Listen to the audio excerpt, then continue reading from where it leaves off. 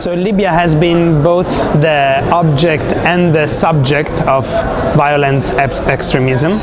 It was the only country until recently outside of Syria and Iraq where ISIS had established some territorial control.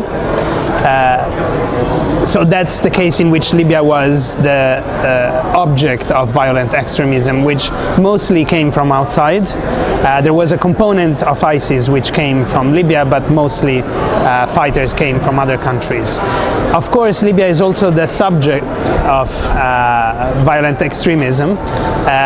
People usually use this term just for jihadist groups, but in Libya there are lots of armed groups. And recently there have been many episodes of local escalation of the fighting in Libya, particularly in the south, where the army of General Khalifa Haftar has been fighting against other militias, and within the capital Tripoli, where basically there have been fights between the militias who back the unity government and the militias of a rival government.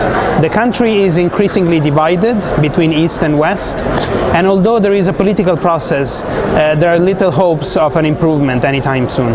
Libya is the only conflict in the region for which there is a UN mediated political agreement, which was signed in December 2015. But unfortunately this agreement has been undermined by a lot of spoilers and a lot of vetoes from different parties.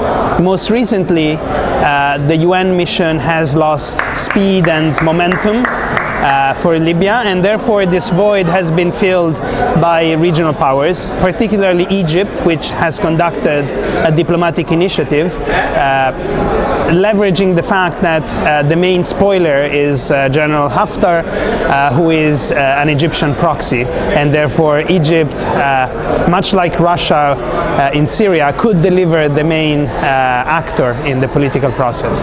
On the other hand, Tunisia and Algeria have been conducting their own parallel diplomacy, trying to emphasize inclusivity of all actors rather than the inclusion of simply General Haftar.